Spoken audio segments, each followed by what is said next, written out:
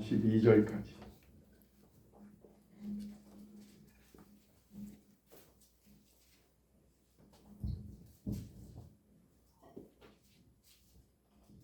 (36절부터) (42절까지) 앉으시 수도하겠습니다. 야곱이 노하여 라반을 책망할세 야곱이 라반에게 대답하여 이르되 내 허물이 무엇이니까 무슨 죄가 있기에 외삼촌께서 내 뒤를 급히 추격하나이까. 외삼촌께서 내 물건을 다 뒤져보셨으니 외삼촌의 집안 물건 중에서 무엇을 찾아내었나이까. 여기 내 형제와 외삼촌의 형제 앞에 그것을 두고 우리 둘 사이에 판단하게 하소서. 내가 이 20년을 외삼촌과 함께 하였거니와 외삼촌의 암양들이나 암염소들이 낙태하지 아니하였고 또 외삼촌의 양떼 숫양을 내가 먹지 아니하였으며 물려 찢긴 것은 내가 외삼촌에게로 가져가지 아니하고 낮에 도둑을 맞았든지 밤에 도둑을 맞았든지 외삼촌이 그것을 내 손에서 찾았으므로 내가 스스로 그것을 보충하였으며 내가 이와 같이 낮에는 더위와 밤에는 추위를 무릅쓰고 눈 붙일 겨른도 없이 지냈나이다. 내가 외삼촌의 집에 있는 이 20년 동안 외삼촌의 두 딸을 위하여 14년, 외삼촌의 양떼를 위하여 6년을 외삼촌에게 봉사하였거니와 외삼촌께서 내 품삯을 10번이나 바꾸셨으며 우리 아버지 하나님 아브라함의 하나님 곧 이삭이 경유하는 이가 나와 함께 계시지 아니하셨더라면 외삼촌께서 이제 나를 빈손으로 돌려 보냈으리다마는 하나님이 내 고난과 내 손의 수고를 보시고 이 어젯밤에 외삼촌을 책망하셨나이다. 아멘. 여러분이 하나님께서 살아계신 분임을 믿으십니까? 아멘. 이렇게 하나님이 믿어진 것은 언제부터일까요? 언제부터 하나님이 살아계신 것을 믿게 됐습니까? 하나님이 살아계신 것을 믿는다고 하는 이것을 기독교에서는 하나님을 만난다라고 하는 표현을 씁니다. 하나님을 만났다고 그래요. 언제 어떻게 해서 하나님이 믿어지게 되었는지 여기서 이제 다양해지게 되죠. 사람마다 특별한 사건을 통해 하나님을 경험하는 사람이 있고 아니면 말씀을 듣고 읽는 중에 하나님이 살아계시고 더 나아가 자기 죄를 깨닫게 되는 사람도 있고요. 어느 날인지 모르게 그냥 교회 다니다가 살면서 조용히 하나님이 살아계신 것이 믿어지는 그러한 사람도 있을 거예요. 내가 하나님을 찾고 구하다가 믿게 된 사람과 하나님께서 나를 찾아오셔서 만나고 믿게 된 사람, 크게 이 두 가지로 구분이 될 수가 있어요. 누가 먼저인지는 모르게 하나님이 믿어지고 하나님께서 살아계신 분임을 믿게 된 사람도 없지 않아 있습니다. 확실하게는 모르겠어요. 내가 하나님을 찾으려고 했는지 하나님이 나를 찾아오시는지 모르게 어느 날부터 나의 속에 하나님이 살아계신 하나님이라는 것이 믿어지는 그런 사람도 있는 거예요. 이것을 하나님을 인격적으로 만났다고 하기도 합니다. 살아계신 분으로 인격적으로 나를 대하시는 분임을 믿게 되는 것이 이게 인격적으로 믿고 만났다고 하는 거예요. 하나님께서는요 우리를 창조하시고 천지 만물을 다스리시는 분이에요. 우리 인간을 향해 인격적으로 대하시지 않아도 되는 신격을 가지신 분이 하나님이셔요. 그런 하나님께서 신격을 가지신 그런 하나님께서 우리 한 사람 한 사람을 인격적으로 대해 주시는 겁니다.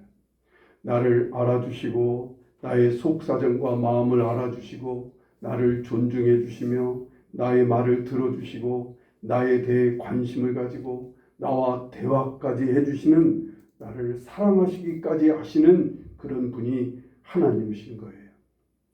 예를 들어 우리 애완동물을 돌보시는 분들이 있을 거예요. 자기가 돌보는 동물을 사람을 대하듯 하게 되죠.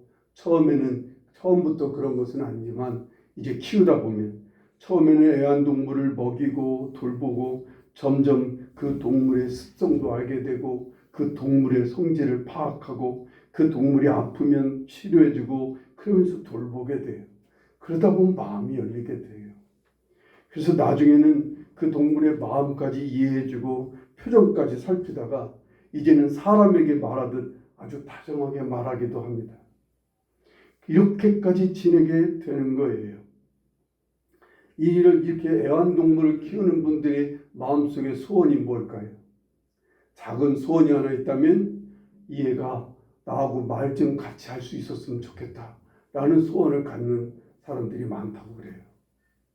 그렇게 돼요. 내가 사람인데 이 동물하고 이제 같은 인격체로 이 아예 동물을 대하게 되는 거예요. 그래서 같이 막 얘기도 하고 같이 또 뭐 대답도 하고 뭐 이렇게 하는 것처럼 말이에요. 이것이 인격적인 돌봄이라고 그러는 거예요. 여러분, 이렇게 인격적으로 만나고 인격적으로 대하는 사람이 여러분 주위에 몇이나 됩니까? 여러분 주위의 사람들을 이렇게 인격적으로 대하고 있는 사람들이 여러분 몇 사람이나 돼요? 우리 뭐 사람들 수없이 지나치고 만나지만 실상 내가 인격적으로 한 사람 한 사람을 다 돌아보고 그 사람의 속 사정과 그 사람의 마음을 알아주고 그 사람의 이야기를 들어주고 함께 대화까지 하며 그가 힘들고 어려우면 그것을 알아주고 같이 짐을 나누고자 하는 그런 인격적인 만남을 하는 사람 말이에요. 이런 사람이 여러분 몇이나 돼요? 여러분과 함께 이런 인격적인 만남을 갖고 있는 교제를 하는 사람이 몇이나 되냐? 나의 식구들과 이렇게 인격적인 관계를 맺고 있습니까?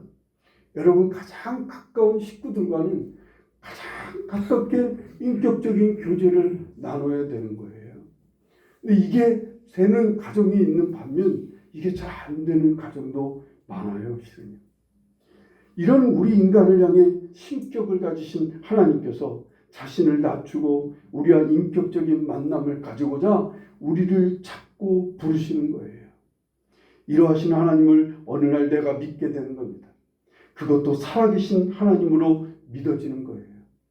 인격적으로 살아계셔서 나를 향해 말씀하시고 나를 돌아보시고 나를 향해 관심을 갖고 지켜보신다는 것, 이게 믿어지는 거예요. 이게 하나님을 만난다는 거예요. 이게 인격적인 하나님을 만난다고 이렇게 얘기하는 거예요.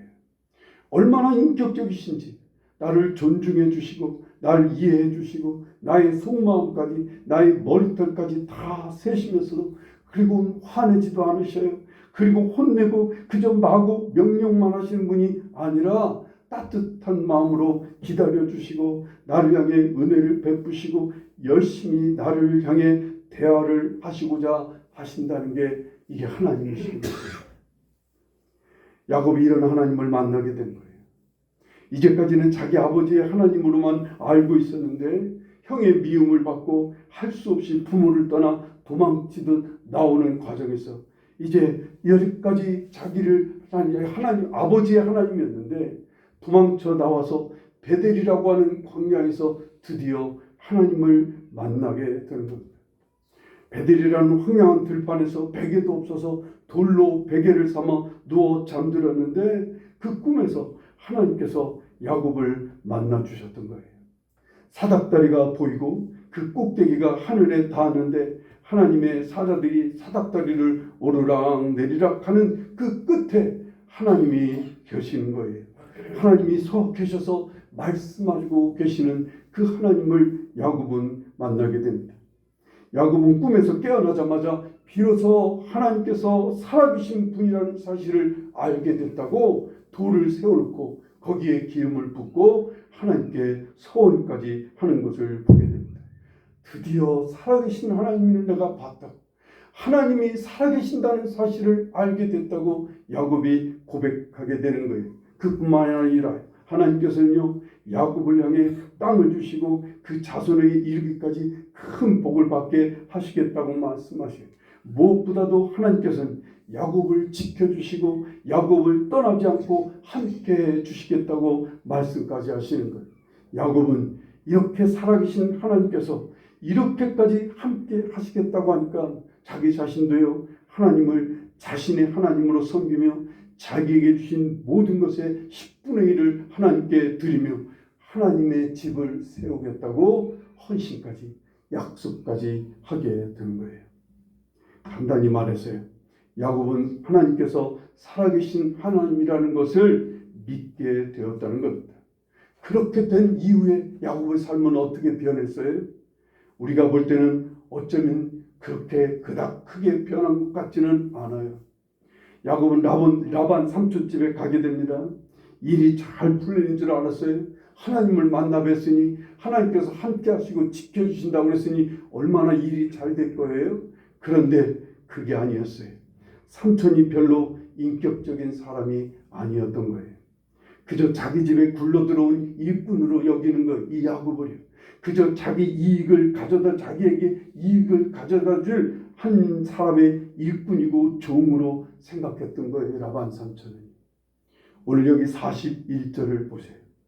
딸을 주기로 해서 14년을 아무 보수도 없이 부려먹게 되는 거예요. 양떼를 위해서는 6년을 봉사하게 됩니다. 이때부터 이제 싹을 주기로 품삯을 주기로 계약을 하는데 자꾸만 이 품삯을 바꾸는 거예요. 품삯을 자꾸만 주기로 한 계약을 자꾸 바꿨다는 거예요. 왜 이 계약을 바꾸는 거예요? 야곱이 들어와서 짐승을 돌보는데 그 집에 있는 라반 삼촌 집에 있는 짐승들이 새끼를 아주 잘 낳는 거예요. 낙태하는 짐승이 하나도 없는 거예요. 새끼를 잘 베고 새끼를 잘 낳게 되니까 갈수록 짐승이 기하급수적으로 늘어가는 거예요. 아마 제 짐작에 품삯을 어떻게 정했을 것 같아요? 또 새끼 낳는 대로 새끼 낳는 것 중에 얼마를 주겠다. 새끼를 열을 낳으면 그 중에 한 마리를 주겠다. 10%를 주겠다. 20%를 주겠다. 이런 약속을 했을 거예요. 그런데 웬걸? 아니 새끼를 너무 많이 낳는 거예요. 짐승들이 100마리가 막 새끼를 1년에 막 100마리, 200마리를 낳아주니까 말이에요. 이게 얼마나 많아요. 그러니까 라반 삼촌이 가만히 보니까 점점 야곱한테 돌아가야 될 품삯이 많아지는 거예요. 그러니까 자꾸 계약을 바꿀 수밖에 없는 거예요. 이 나쁜 마음 욕심 많은 라반 삼촌은 계약을 10번이나 바꾸어가면서 야곱에게 그저 간신히 먹고 살 만큼만 주었던 거예요. 이러한 부당한 대우를 받으면서 야곱은 내색하지 않고 잘 참아냅니다. 그건 왜 그래요? 하나님을 믿기 때문이었어요. 살아계신 하나님의 약속의 말씀을 믿고 그 살아계신 하나님을 믿고 그 살아계신 하나님께서 자기를 지켜보고 있다는 사실 앞에서 그는 참을 수밖에 없었어요. 하나님을 바라보고 자꾸만 참아야만 됐어요. 아마도 하나님께서 야곱에게 자꾸 참으라고 하는 그런 마음을 주셨을 거예요. 이에 야곱은요 하나님을 믿으며 잘 참고 견딥니다. 그뿐만 아니에요. 38절을 보세요. 외삼촌 라반의 숫양도 먹지 않았다고 하는 거예요. 삼촌 몰래 허락도 없이는 암양은 고사하고 숫양 하나도 먹지 않았다고 하는 표현이 맞는 거예요. 양을 키우는 사람은 새끼를 낳는 암양은 절대 먹지 않아요. 새끼를 낳아야 되니까요. 먹으면 무슨 양을 먹어야 돼? 수컷을 먹게 되어 있는 거예요. 그런데 이 야곱은 그런 숫양 하나도 몰래 먹지 않았다는 거예요. 라반 삼촌 허락 없이는 한 마리조차도 몰래 먹지 않았다는 거예요. 왜 그랬을까요? 하나님이 살아계시니까. 살아계신 하나님이 자기를 지켜보고 계시니까. 그 하나님 앞에서 이렇게 몰래 양을 먹을 수가 없었던 거지. 39절에 보면요. 몰래 물려 찢긴 것이나 도둑 맞은 양이 있으면 외삼촌 라반이 그것을 자기 자신에게 대신 물어내라고 할 것을 알고 스스로 보충해 놨다는 거예요. 자기 스스로요. 한마디로 말하면 횡령이나 거짓된 보고 이런 거 하지 않았다는 거예요. 라반 삼촌이. 40절에 보면요. 야곱은 낮에는 더위와 밤의 추위 속에서도 눈 붙일 겨를도 없이 지냈다는 거예요. 그것이 20년이나 된다는 거예요. 이렇게 긴 시간 동안 야곱이 이렇게 정직하고 성실하게 일하면서 억울함도 참고 견디며 삼촌의 가족들의 멸시까지 참았던 이유는 뭘까요? 살아계신 하나님이었어요. 42절에 보면요. 하나님이 나와 함께 하시는 분임을, 살아계시는 분임을 그는 믿었기 때문인 거예요. 그래서 참았어요. 여러분 얼마나 힘들었을까요? 여러분 자기 두 아내를 얻는 대가로 이 야곱은 삼촌 밑에서 14년을 무보수로 일했어요. 14년을 무보수로 일하면서 간신히 먹을 것만 그냥 챙겨 먹는 거예요. 애들이 몇이나 태어났어요. 14년 동안 아이들이 12명 태어났어요. 베냐민 하나 빼고 베냐민은 중간에 오다가 낳고 11명의 아이들과 그 다음에 딸 디나까지 합쳐서 12명의 자식을 낳게 됐어요. 여러분 자식 12명인데 지금 간신히 그냥 거기서 양들을 돌보면서 목동일을 하면서 얻는 먹을 것만 먹고 되니까 얼마나 마음이 힘들었겠어요. 자기 땅 하나도 없는 거예요. 자기 재산 하나 없는 거예요. 그냥 그날 애들하고 먹고 사는 것에만 급급하면서 14년을 살았다고요. 그리고 이제 14년이 지난 섬부터 외삼촌에게 이제 또한 품삯을 받게 되는데 품삯이라고 해봐야 간신히 먹고 살만한 품삯만 주는 거니까요. 그런 라반 삼촌의 부당한 대우 앞에서요. 그는 밤낮 쉬지 않고 하루도 쉬지 않고 그냥 짐승을 돌봐야 되세요. 여러분 짐승을 키워보신 시골에서 사신 분들은 아실 거예요. 짐승을 키우면 어디 바깥 나들이 한 번도 못했을 수밖에 없어요. 하루라도 비었다간 짐승들 굶게 생기니까 짐승들을 생각해서 아무도 쉴 수가 없는 게 이게 짐승 돌보는 일이에요. 그러한 일을 20년이나 낮에는 더위 속에 밤에는 추위를 견뎌가며 잠도 자지 못하면서 자기 20년이나 살았던 거예요. 왜요? 살아계신 하나님을 믿기 때문에 그랬어요. 얼마나 힘들어요. 그 속에서 라반 삼촌한테 당하는 그 부당한 대우도 그렇지만 라반 삼촌의 아들들한테 당하는 멸시는 얼마나 또한 괴로웠겠어요. 인간적인 그러한 멸시 앞에서 얼마나 힘들었겠어요. 그러한 어려움과 고통을 이 야곱은 끝이 참습니다. 굳게 참아요. 왜요? 하나님이 살아계신 분이라는 사실을 믿었기 때문에 그래요. 우리 신앙인에게 이 부분이 아주 매우 중요한 부분이에요. 하나님께서 살아계심을 믿게 되면 하나님과의 만남이 있게 되면요. 그 후 이제 이 만남이 살아계신 하나님을 믿는 이 믿음이 살아나고 자라고 열매를 맺느냐 아니면 이 믿음이 점점점 쪼그라들다 어느 날은 죽게 되고 어느 날은 아무것도 아닌 믿음이 되느냐에 갈림길에 서게 되는 거예요. 어디서요? 삶 속에서.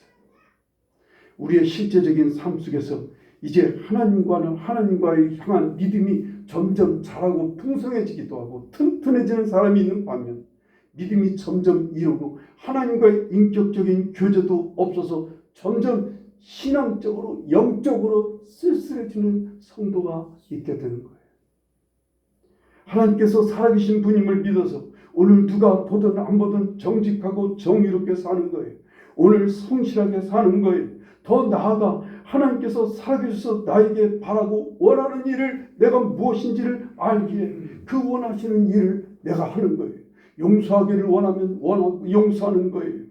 참고 인내하면 참고 인내하는 거예요. 그리고 남을 섬기라면 섬기는 거예요.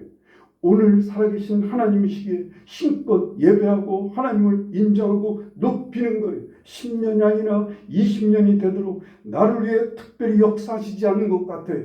남들은 다 잘 사는 것 같아요. 근데 나에게는 여전히 고난이 있어요. 여전히 어려움이 있어요. 그래도 나는 하나님이 살아계심을 믿기에 오늘도 변함없이 살아계신 하나님 앞에서 성실하게 정의롭게 정직하게 살아가려고 하는 거예요.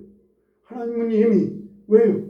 살아계신 하나님은 나에게 이미 충분한 은혜를 주셨어요.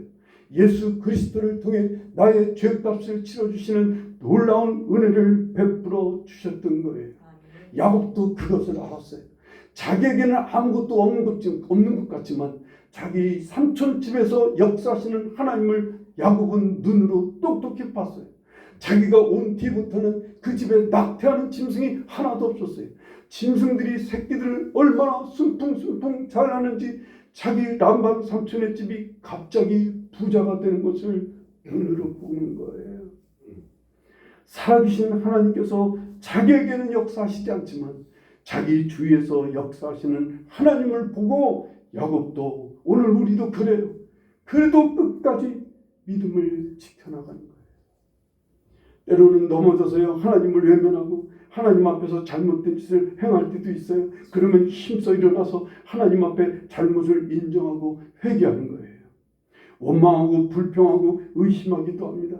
그러면 이런 나의 속마음을 이해하시고 알아주시는 그 하나님께 우리는 그 예수 그리스도의 보혈을 의지하며 그래도 엎드려 다시 일어나 하나님 앞에 회개하고 다시 하나님을 믿고 소망한다고 고백하는 거예요. 그게 감사하는 일인 거예요. 지금 오늘 어렵지만, 지금 나는 부당한 대우를 받은 것 같아요. 나는 지금 많이 힘들지만 그래도 하나님 살아계신 것을 믿고 하나님을 믿는다고 하는 고백을 감사로 표현하는 거예요. 그저 감사하다. 20년 만에요. 이제 하나님께서는 야곱을 향해 오로지 야곱을 향해서 일어나 역사하시기 시작합니다. 그 20년 동안 끝까지 하나님을 향한 믿음을 지켜내고 그 하나님 앞에서 성실하게 하나님을 인정하는 뜻으로 성실하게 정직하게 잘 살았고 견뎠더니 20년 만에 정확하게는 한 17년 정도서부터 야곱을 향해 하나님이 본격적으로 역사하시기 시작합니다. 야곱의 믿음에 대해 하나님이 응답하시기 시작하는 거예요. 야곱에게 많은 양과 짐승을 안겨주십니다. 야곱에게 품삯으로 정한 것이 점있고 흠있는 것이고 점있고 아롱진 것을 내 품삯으로 주세요 라고 말하는 즉시서부터 그때부터 하나님께서 그 짐승들 중에 아롱지고 점있는 짐승들만 양들만 막 태어나기 시작하는 거예요. 한 근 1, 2년 사이에 그래서 야곱이 거부가 되는 거예요. 갑자기 부자가 되도록 역사하시는 거예요. 야곱을 해치고자 하는 그런 라반 삼촌의 꿈에까지 나타나서 그 야곱 건드리지 말라고 아무 소리지도 말라고 하며 하나님께서 야곱을 보호해 주신 것을 보게 됩니다. 야복강에서는요 하나님과 밤새도록 씨름하다가 하나님께서 기어이 야곱을 축복하셔서 이스라엘이라는 이름을 주시기까지 하시는 거예요. 하지만 이런 야곱에게 또 어려움도 있고 불행한 일도 또 일어나게 됩니다. 집중적으로 하나님께서 응답하시고 역사하실 때도 있지만 또 야곱에게 또 어려움과 고난도 있어요. 계속해서요. 자기 딸 하나밖에 없는 디나가 밖에 거리에 나갔다가 성폭행을 당하고 돌아옵니다. 자기 아들 정말 눈에 넣어도 안 아플 요셉이라는 아들이 어느 날 죽었다는 소식을 듣게 됩니다. 자기 아들들이 주위 요셉의 찢어진 옷을 들고 와서 요셉이 죽었는가 보다고 하는 그 말에 몇 년 동안 슬픔 속에서 보내기도 합니다. 갑자기 흉년이 들어서 먹고 살기 힘든 일도 겪게 됩니다. 그래도 야곱은요 그 험한 세월 하나님의 살아계심을 믿고 인정하며 하나님을 높이며 살아가게 되는 거예요. 로마서 1장 17절에 복음에는 하나님의 의가 나타나서 믿음으로 믿음에 이르게 하나니 기록된 바 오직 의인은 믿음으로 말미암아 살리라 함과 같으니라. 하나를 믿으면 그 하나의 믿음에 대해서 하나님이 더한 믿음을 주신다는 거예요. 그게 믿음으로 믿음에 이르게 하는 거예요. 내가 오늘 삶 속에서 하나님을 인정하는 표시를 하면 내가 오늘 하나님을 믿고 인정하는 그런 표현을 하고 행동을 하면 거기에 하나님은 더한 믿음을 더해 주신다는 게 이게 복음의 비밀인 거예요. 하나님을 인격적으로 믿고 교제하는 살아있는 믿음이 되느냐 아니면 죽은 믿음이 되고 쓸쓸한 믿음이 되느냐는 오늘 내가 삶 속에서 하나님이 살아계심을 믿고 그걸 인정하고 최소한 하나님을 의식하면서 살아가는 거예요. 그러면 사는 거예요. 믿음은 살아나요. 그러나 그런 속에서 하나님을 시인하지 않아요. 하나님을 외면해요. 하나님을 인정하지 않고 살아계신 하나님 앞에서 거짓을 행해요. 살아계신 하나님 앞에서 못된 일을 행해요. 그런 믿음은요 날로 죽을 수밖에 없어요. 말도 참 중요합니다. 입으로 시인하기 위해서 감사하고 하나님을 인정하는 말을 하나님 앞에 감사함으로 찬송함으로 고백하는 거예요. 이거 참 중요합니다. 우리의 말이에요. 더 성숙하고 따뜻한 인격적인 교제가 되려면요, 하나님께 기도하는 삶에 힘써요. 말씀을 가까이 하는 일도 정말 중요합니다. 요즘 우리 노년이 아니라 중년기부터 매우 쓸쓸하고 고독하게 사는 사람이 참 늘었다고 그래요. 그래서 고독사하는 중년들이 많이 생기고 있다고 합니다. 특히 자녀들과 인격적인 교제를 가지지 못해서요, 비인격적이고 폭력적이고 강압적으로 대했던 그런 아버지들이 특히 이런 사람이 많다고 그래요. 그래서 이런 사람들이 쓸쓸한 노년을 보내게 됩니다. 왜? 가족들하고 언제 한번 인격적인 만남을 가져본 적이 없거든요. 우리가 서로 그럴 수 있다고 쳐요. 왜? 우리는 부모로부터 그런 인격적인 교제와 인격적인 만남과 인격적인 관계를 맺는 법을 잘 배우지도 못했고 보지도 못했어요. 싫어요. 왜? 우리는 부모님들이 먹고 살기 너무 힘들어서 그랬어요. 그러나 그래도 돼요. 뭐 할 수 없어요. 그러나 우리 하나님과는 그렇게 되지 않을 수가 있어요. 왜? 하나님이 인격적이신 분이니까. 하나님 그분이 우리에게 인격적으로 대해주시니까 말이에요. 나도 하나님을 인격적으로 살아계신 분임을 믿고 인정하며 그분을 삶 속에서 고백하면 되는 거예요. 그분을 삶 속에서 인격적인 하나님을 믿고 인정하며 살면 되는 거예요. 그리고 그 인격적인 교제를 갖는 일에 힘쓰면 되는 거예요. 한 편의점 알바하는 대학생이 간증하는 것을 들었어요. 이 대학생이 그냥 내가 신앙생활을 내가 어떻게 해야 잘할 수 있으나, 그리고 그냥 마음속에 이렇게 막 먹고 살기 힘들어서 매일 알바하느라고 막 힘들게 살아가는데 이거 뭐 신앙생활이 제대로 되나 이런 생각을 하고 있는데, 어느 날이요, 어떤 초라한 아저씨가 물건을 가지고 와서 계산을 하게 되는 거예요. 늘 피곤에 찌들어서 열심히 그냥 계산을 해주고 그리고 돌려보냈어요. 그런데 이 초라한 아저씨가 얼마 후에 다시 왔어요. 다시 와서는 거스름돈을 너무 많이 준 것 같다고, 한번 계산 좀 다시 해보라고. 그래서 보니까 자기가 피곤해갖고 계산을 잘못한 거예요. 그래서 너무 많은 계산 거스름돈을 준 거였어요. 그래서 이걸 돌려주고 하면서 이 사람이 피 웃으면서 그냥 하는 말이, 하나님께서 보고 계시니까 어떻게 할 수가 없어. 그리고 가더라는 거예요. 그 말을 잠깐 듣는 속에 그래, 내 삶 속에서 저렇게 하나님을 믿고 살아가는 데구나. 그걸 잠깐 생각했다는 거예요. 아주 평범한 그 한 아저씨의 초라한 아저씨의 그 웃으면서 하는 그 고백에 자기 마음에 깊이 새겨졌다는 거예요. 내가 살면서 하나님을 이렇게 인정하고 이렇게 살아가는 게 이게 신앙 있는 모습이구나 라는 것을 다시 한번 생각하게 됐다는 거예요. 그래요. 이렇게 하면서 우리의 신앙은 점점 자라게 되는 거예요. 우리의 삶 속에서 자꾸만 이렇게 하나님을 인정하는 그런 고백과 삶을 살아가면 우리의 믿음은 더한 믿음으로 자라게 되는 거예요. 이 평범한 일상에서 하루하루 공의와 정의를 행하도록 이끄시는 하나님은 우리로 성실하게 일하도록 이끌어 가세요. 사람에게 따뜻하고 동정하는 마음을 대하도록 우리의 마음을 감동하세요. 그러면 그럴 때마다 그 하나님의 그 감동을, 그 하나님의 명령을, 그 주님의 이끄심을 받아들이고 그대로 행하려고 하는 거예요. 나는 내 성질 같아서는 안 되지만 주님이 계시니까, 살아계셔서 내게 자꾸만 이런 마음을 주시니까 행해 가는 거예요. 그럴 때 우리의 믿음은 단단히 서게 됩니다. 그렇다고 갑자기 좋은 일이 생기는 거 아닌 거예요. 조금씩 삶 속에서 그렇게 열심히 하나님을 인정하고 사는데도 어려움이 계속될 수도 있어요. 일이 잘 안 될 수도 있어요. 그래도 열심히 하나님을 삶 속에서 인정하는 거예요. 어떤 사람은 이사할 때 이사 올 사람들을 생각해서 자기 집을 깨끗이 청소하고 가는 거예요. 주님께서 자꾸 그런 마음을 주시는 거예요. 이사 올 사람들이 여기 새로 이사 왔는데 지저분하게 이사를 하고 이 집을 비워놓고 가면 마음이 얼마나 아프겠어. 안 좋겠어요.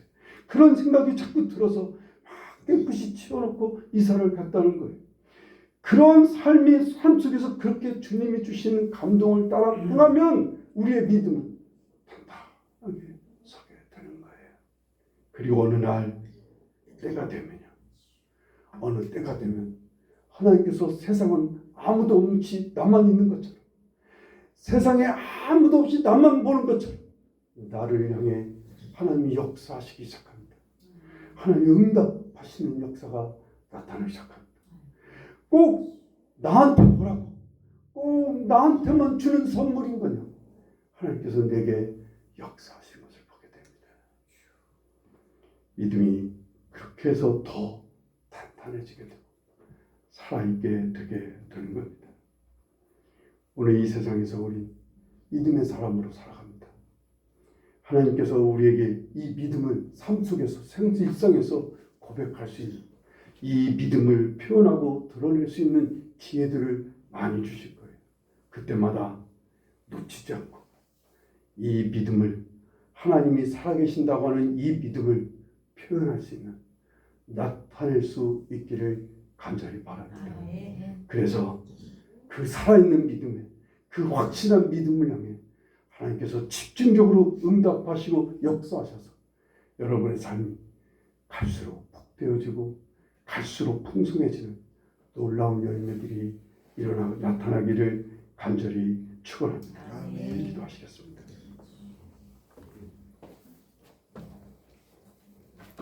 우리 시간 기도하실 때 하나님, 삶 속에서 하나님을 고백할 수 있게 도와주시고, 살아계신 하나님인 것을 내가 믿고 의식하면서 행동할 수 있게 날 좀 이끌어